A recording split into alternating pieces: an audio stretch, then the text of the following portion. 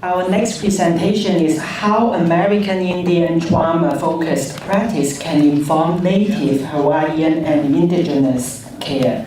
And our speaker is Dr. Cynthia Greywolf. Dr. Cynthia Greywolf is an assistant professor at the University of Hawaii and Manoa, and a citizen of the Cherokee Nation, one of three federally recognized Cherokee Indian tribes in the U.S. She was a fellow of the American Nurses Association's Minority Fellowship Program, and her doctoral research explored a shared history of colonization and historical trauma with Native Hawaiians and alcohol use. In 2023, she completed a postdoctoral fellowship at the University of Texas at Austin. Welcome. Thank you. Thank you. Thank you so much for that wonderful introduction. So, let's see, I'm going to make sure. Okay. I want to tell you who I am, because the approach that I'm using today, I wear two hats, okay? So I'm a nurse practitioner, and I'm also a nurse researcher.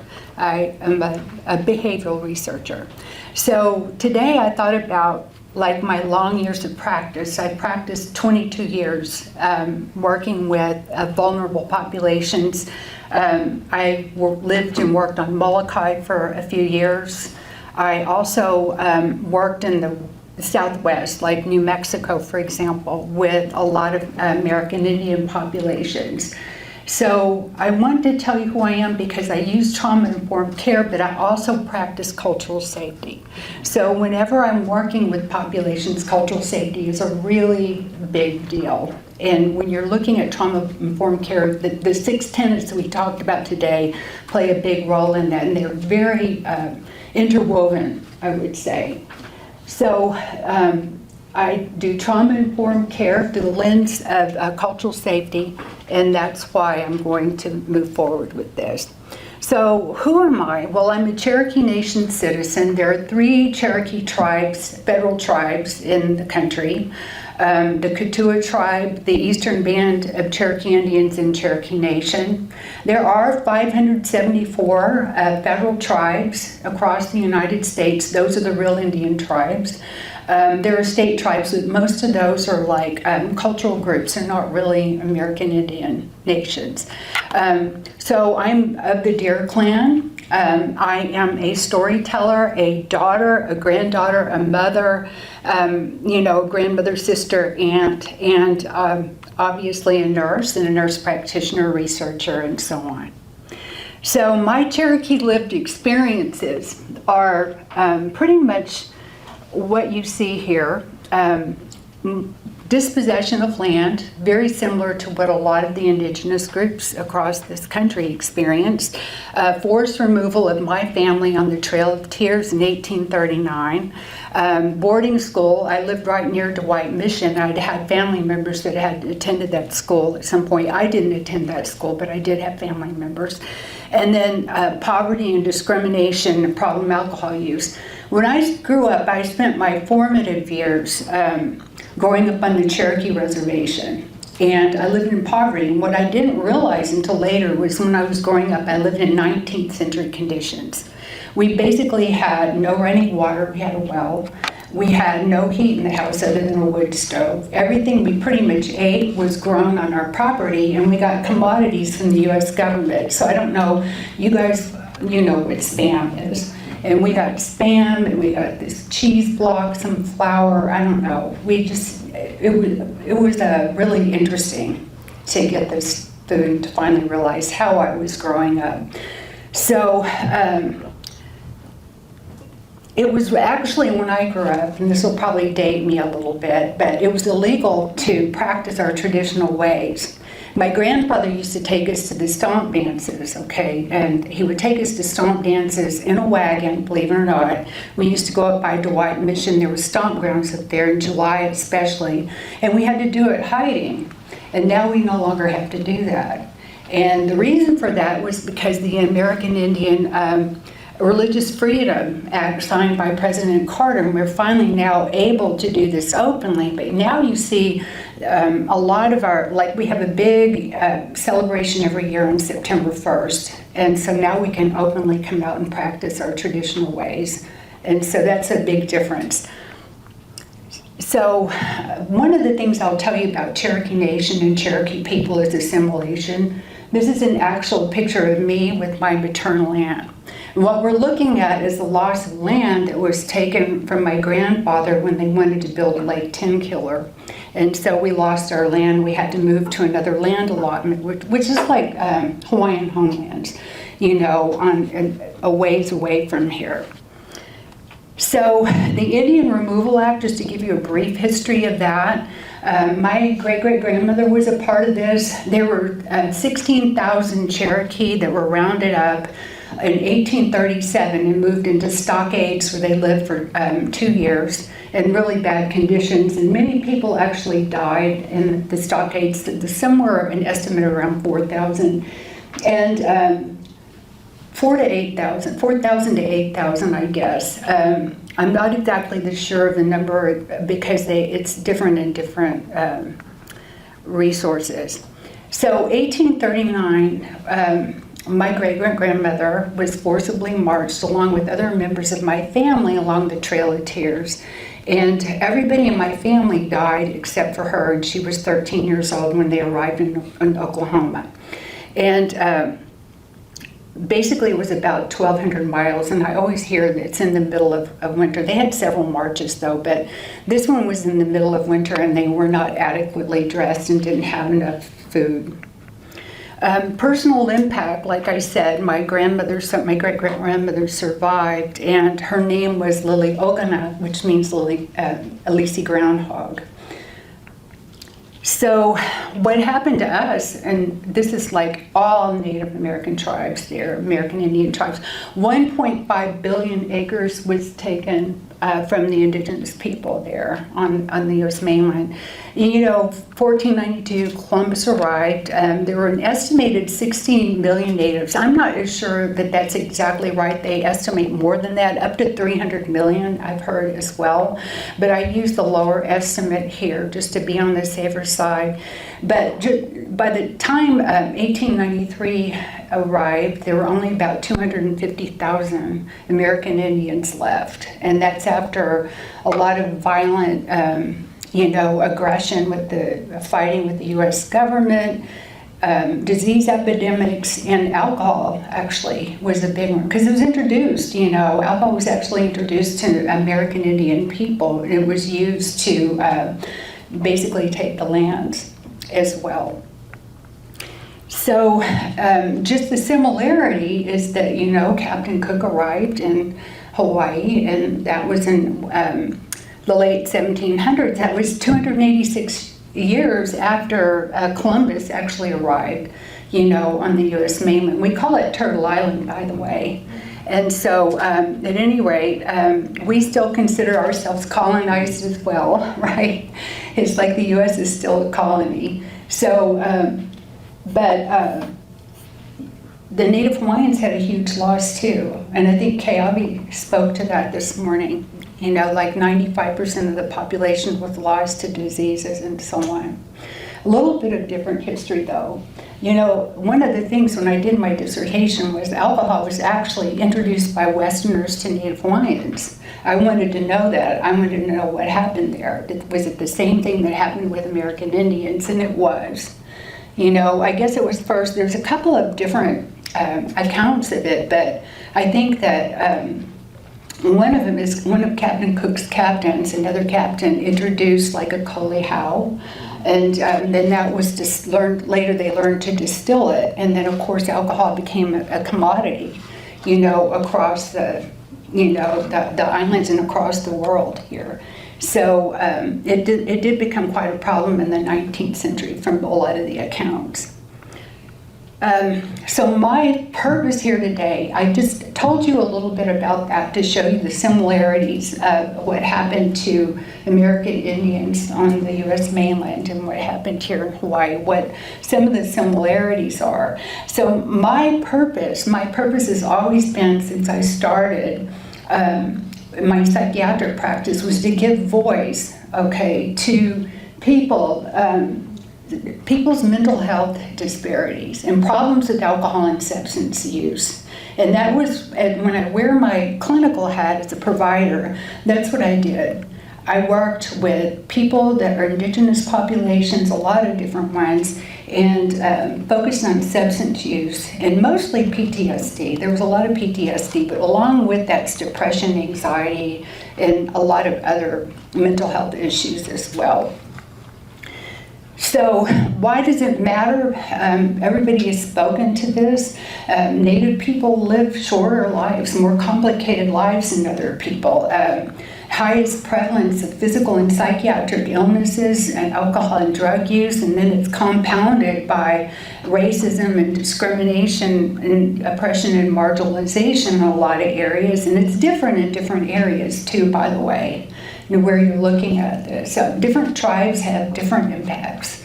You know, some tribes, for example, have longer impact, longer exposure to colonization than others, you know, as the land was colonized from one end of the country to the other. And as you know, Native people don't always trust non-Native providers. Okay, and even if you are a Native provider, because, I mean, look at me, I'm Cherokee, you know, but that doesn't mean I can walk in and treat somebody who's a Navajo and they're just going to accept me. I have to establish trust with every group that I work with, even with my own people, to tell you the truth. And as I said, we're assimilated, so part of what we have to get over is why I look like I do. So we get through that, and that's part of that establishment of trust. So cultural safety, what is that? I'm sure you all have heard of cultural safety in practice. So it's basically like cultural awareness, cultural sensitivity, and then it allows those people that receive the care to define it. And why I think this is important, because I'm going to present a case study of a Navajo man that I treated. And I let him define what his care was so that I could really honestly try to see if I could help him in a Western system that's not set up or designed to really help with that situation. So one of the things you have to acknowledge is the power differential between yourself and the person you're treating, and you have to meet them where they're at and listen to them. So cultural safety does align with trauma-informed care very well. And just to go through this, we've been through this. Other people have put up a little graphic. This is the same one. It's just safety, choice. The individual has a choice and control of the situation. I've done that with every single patient that I've treated. Collaboration, you have to form a collaboration. In fact, the case study I'm going to talk about, I had to form a collaboration with the CEO of our community health center and other providers so that I could actually manage to get the time to actually treat him in a proper manner. And then, of course, you establish trustworthiness. Who are you? Why should I trust you? Why do you look like you do? You know, the policies that impacted the Navajo population are different than some of the ones that impacted us as Cherokee in Oklahoma. And then empowerment, giving power to the person that you're actually treating. So, the last one, obviously, is as cultural, historical, and gender issues that you have to take all this into consideration. So the case study that I'm going to tell you about is a young man that came to see me at the Farmington Community Health Center. Our community health center actually had a contract with the court, and so everybody that was released from jail or prison came to our center, and they were mandated to get care. Most of the people who came would say, you know, I'm only coming here because I have to. I don't really want to be here. This doesn't really work for me. That was pretty common, all right, to have that happen. So with this case, Jesse is a 44-year-old Two-Spirit, Navajo man, Dene, court mandated to see me, and Jesse had been jailed like 23 times. And one of the times was a stint in prison for 5 years. It was mainly for methamphetamine possession, abuse, alcohol, public destruction, violence, etc., and so on. So these are, like I said, these are some of the things that Jesse had been arrested for. And the time that he came to see me, he had been arrested for assaulting some police and drinking alcohol and having meth on board. So here's the really interesting thing as a psychiatric provider. All right, so I'm aware of Jesse's historical past because my past is similar to his past. It's like I realized that historical trauma was kind of a basis for Jesse, right? Along with the social determinants of health. You think about it, because where Jesse lived was out on the Navajo reservation. He lived 100 miles from Farmington, didn't often have a ride. He had to depend on an uncle whose car would break down, and you didn't know whether he was going to make it or not. He had no running water. They had no heat. He was taking care of his grandmother, and the thing was, his brother was running a methamphetamine. They were making methamphetamine on the Navajo reservation. That's how they made money. And so Jesse had recently made himself a target for the tribal police and just put his arms up and said, "Just shoot me, I don't care, what do I have to look for anyway? I'd rather die." That was kind of the attitude, and I can totally understand where he was coming from with that. What did he have to really look forward to? So Western providers, most of them unaware of American Indian background, the historical trauma, would diagnose him with schizophrenia, schizoaffective disorder, bipolar disorder, everything. It was like the kitchen sink.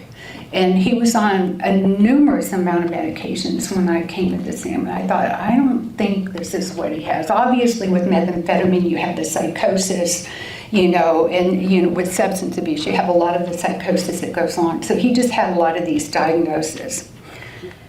So he also had a lot of medical comorbidities. He was over 400 pounds, and he had multiple medical comorbidities like diabetes, hypertension, congestive heart failure, kidney disease, gout, and GERD.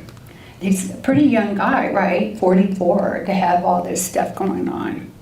So the impact of the psychiatric neuroleptic medications was, I found out when I reviewed Jesse's chart, he had gained 200 pounds on Zyprexa and I think Seroquel. He was on massive doses, and then he was also on a ton of other medications as well. And mainly what I thought, somebody's trying to control his behavior when he's on methamphetamine, right? Because he's out there destroying public property, fighting with the police, and they're trying to keep him. It's a chemical restraint, basically, is what it is. It's a chemical restraint. So basically, I just was looking at this and I thought, my God, this is probably one of the most complicated people I'm going to be treating. How do I even begin to start, right? You wonder, where do I start? Well, first thing that I had to do, I knew that these psychiatric medications were inaccurate, so it was like, okay, I had to wean those off and really start from scratch and look at this man, look at his background, and then I did a number of screens. I did the adverse childhood events. I did PTSD. I did a number of screens while I talked to him. And then I found out that it's interesting, he told me, he goes, this isn't going to work for me if you're going to spend 15 minutes with me. Because our Western system was like 15-minute appointments. I'm a psychopharmacologist if I'm wearing my clinical hat. So I'm like, how am I going to help him? I can't help him. I don't blame him. Why would he have a ride for 100 miles coming here, for 15 minutes. And so I went to our CEO and I told him, I said, look, this young man has asked me for an hour, and so I'd like to give him an hour. Can I do that? So I had agreement with our CEO to do that. He said, though, but if he doesn't show up for his appointments, we're going to stop this. And I'm like, well, he might not meet every single appointment because he didn't always have a reliable ride. So we really have to be more flexible and think about how we're going to accommodate him. So that was one of the things that I had to do for Jesse. And of course, he did miss several appointments. So Jesse had experienced every adverse child event, a lot. I mean, his mother basically had problems with alcohol and methamphetamine. His father was in prison for assault and methamphetamine, and his father was actually killed in prison by another person that was in there. Jesse had been sexually abused by one of his uncles. He had multiple family members die. He had one of his female cousins murdered in her home when we was in treatment with me, and an uncle that died in an alcohol-related car accident. It's just a lot, that he had suffered. Plus, he didn't have any of the resilience factors that you would see, like he had supportive people to talk to, throughout his life. And so this is part of the reason he felt like, what do I have to look forward to? So this just kind of provided a greater context for treating him and how are we going to do this. So I treated him for 2.5 years. And basically what I did over time was I got rid of every diagnosis that he had. And I realized that he had complex post-traumatic stress disorder. And to me, that was informed by historical trauma from the past that had been part of Jesse's whole experience. Because you look at the impact of what colonization had done to the Navajo people, they were once healthy people. So, and now it's the exact opposite. So I weaned off every psychiatric medication. That was quite a feat to do that slowly and carefully, because every time you take away a med, you worry about explosive behaviors and, worsening, getting in trouble and going to jail again. But by this time I had Jesse very much engaged with me. He really liked to come to our appointments. He liked to talk to me. I gave him as much time as I could, to really help him. The other thing that we did by weaning off Zyprexa and Seroquel, he lost 200 pounds, in that time period. And of course I helped him with his diet. I helped guide him with that. I got him motivated to exercise, and I got him back involved with his art, because Jesse was quite a good artist. And he used to sell his art across the Southwest, and it was like to get him back involved in that. So that's basically what the outcome eventually was. But this was one of the cases that resonates with me the most. And I always think about Jesse, I don't know how he's doing now, but I know that when I left him, the last time I saw him, it was really hard for me. We used to have to walk people out of our office down to this where they would sign out. And he sat down, and I went and I gave the papers to the girl in the office. And as I walked back, he got up and he came and he said, "I want to hug you." He goes, "I love you." He goes, "You saved my life." And that meant a lot to me. It meant a whole lot to me. So, and being able to actually impact somebody's life in a positive way. But I guess my point when I'm talking about this is most providers don't think of historical trauma when they're treating an Indigenous person, right? When they're treating an American Indian or Native Hawaiian person. When I worked on Molokai, I did the same thing. I always came at it from that approach. However, my experience on Molokai and behavioral health was different, because I hardly prescribed any psychiatric meds to anybody there. Mostly it was talk story, come in and talk story. However, there was a stigma associated with behavioral health too. So I kind of had to hide my office, and people had to be hidden to come in there. So I was constantly fighting against that stigma. And then there, also in Molokai, I had to establish my trustworthiness, as well, and my transparency. I think it was 6 months before I was kind of okayed. I met with the kapuna at Aloliki for 6 months. Every Friday at noon, we'd have a circle and they would ask me questions. And so I'd go have lunch, they'd ask me questions, and then finally the woman who runs the group came to me and she said, no, you're okay. You know, you're good to go. And I thought, that's great. Now I can work with the kapuna and I can work with other people in the community. But it was a real, you know, I had to do that. I had to establish that. And then I had people who knew, they found out I was Cherokee. So they would come and talk to me because they knew I was Cherokee. They would say to me sometimes, I know you understand. And this is why I want to come and talk to you about this. And so I felt very honored by that. And so it's always meeting people where they're at, what they need, trying to answer their questions and kind of lower that power differential that you're a provider or whatever. And actually, I did do my dissertation research on shared history of historical trauma and colonization and alcohol. It actually kind of evolved into that, to tell you the truth, because I kept coming back to my own bias. You know, it's like, oh my God. You know, how can I, you know, when I'm thinking about my family and I'm thinking about all this. So I used a qualitative method that allowed me to write my bias off to the side and put it aside. So it was it's been a really wonderful experience to have. So I want to say thank you, Obado, as we say in Cherokee. I appreciate you listening. I know this is a little bit different than what we've had today, but I did want to share with you a little bit about like trauma-informed care hands-on, using cultural safety, and taking it from the lens of an American Indian person who understands about the historical trauma and the historic past, and how just looking to see how much has that impacted individual people, because it's going to be different, you know, for everybody. It's like that one size fits all doesn't work. But you know that that's the background, and you have to take them for where they're at and see what their needs are and see how you can help them. So thank you.